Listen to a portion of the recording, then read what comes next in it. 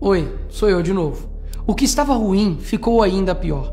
Nos últimos dias veio à tona um dos maiores escândalos envolvendo aposentados e pensionistas do INSS.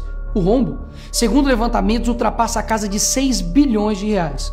4 milhões de idosos roubados e a maioria das vítimas do Norte e Nordeste. Mas isso todo mundo já sabe. O que eles não te contaram é que o escândalo atual era de 6 bilhões.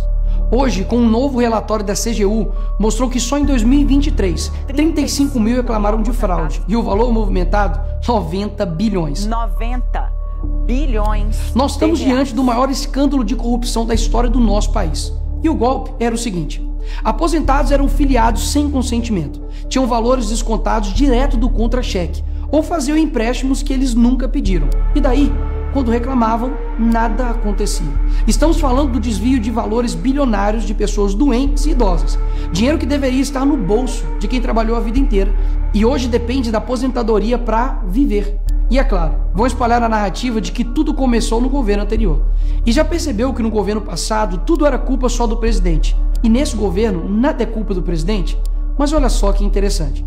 As investigações mostraram que os descontos irregulares já vinham sendo praticados há anos.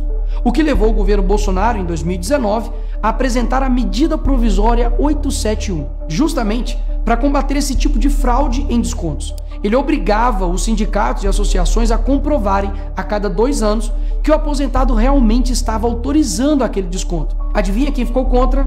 Acertou, a esquerda. Como não bastasse, em 2022, com votos da esquerda, eles derrubaram essa lei. E o que será que aconteceu nos próximos anos? Bingo! Foi exatamente depois de derrubar esse mecanismo de proteção contra as fraudes que houve esse aumento absurdo de descontos indevidos.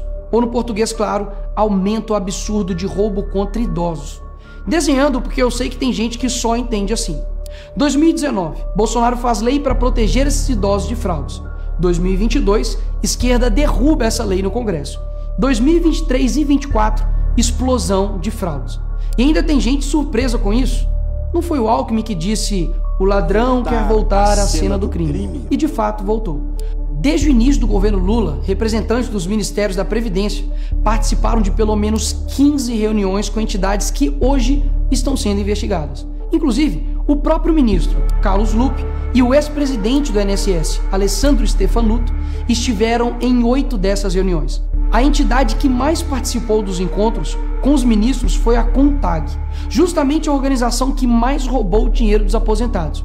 E o escândalo é ainda mais grave. O relatório de auditoria da CGU revelou que, em muitos casos, as autorizações para descontos foram feitas em nome de pessoas que sequer tinham condições de manifestar a sua vontade. Foram encontradas situações absurdas. Pessoas com deficiência grave, impossibilitadas de assinar qualquer documento, indígenas que vivem em aldeias remotas e não sabem ler ou escrever, e até aposentados que nem moram no Brasil. Roubar alguém já é terrível, mas roubar pessoas nessa situação é ter a certeza de que nada vai acontecer com você. Não é à toa que o relatório do próprio INSS mostra que o governo tinha ciência e sabia como barrar os descontos desde 2023. O Tribunal de Contas da União também sabia da denúncia desde 2023. Desde essa época, poderia ter ajudado as pessoas que foram vítimas, mas o julgamento ficou parado por mais de 1 ano, por um ministro do TCU indicado por Lula. E o sindicato investigado era do irmão do Lula. E o filho do Lewandowski, ministro do Lula, advoga para outra entidade acusada de fraude do INSS.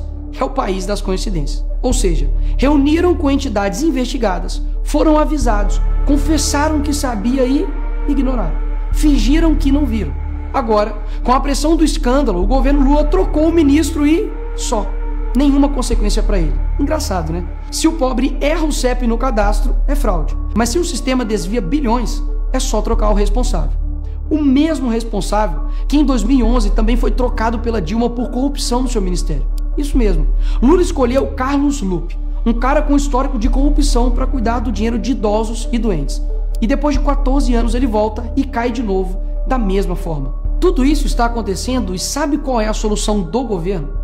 O INSS usará o dinheiro do povo e devolverá o dinheiro aos aposentados e pensionistas. Traduzindo, as vítimas vão ressarcir o prejuízo das vítimas. E os criminosos, Nicolas, seguirão livres, sem punições. Que bela democracia. Eles roubam e quando a gente descobre, eles mandam a conta para o povo brasileiro pagar. Assim fica fácil roubar. É o crime perfeito. Tá, Nicolas, mas o que vocês estão fazendo contra isso?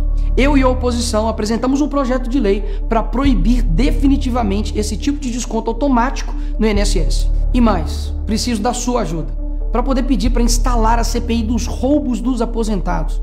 E será lá nessa comissão que vamos investigar mais a fundo e poder colocar na cadeia quem foi responsável por isso. E aí sim, fazer com que eles devolvam esse dinheiro, não que você pague essa conta. Vá até a rede social do Hugo Mota e Davi Alcolumbre e peça para que essa comissão seja instalada. E por fim, vá urgente ao seu banco ou veja o extrato na sua conta pelo celular e veja se há algum desconto indevido. Só assim, você saberá que está sendo roubado ou não e peça o cancelamento imediato desse roubo. E sim, o tempo passa rápido. Eu sei que muitos não pensam no futuro, mas um dia ele chegará. E que nesse dia tenhamos feito algo para chegar aqui diferente do que estamos vivendo agora. Ninguém aguenta mais um país que só desanima a gente a cada notícia.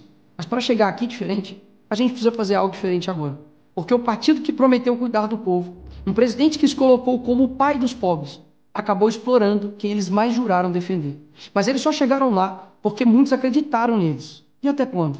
Porque quando chegar aqui, talvez seja tarde demais para mudar o Brasil.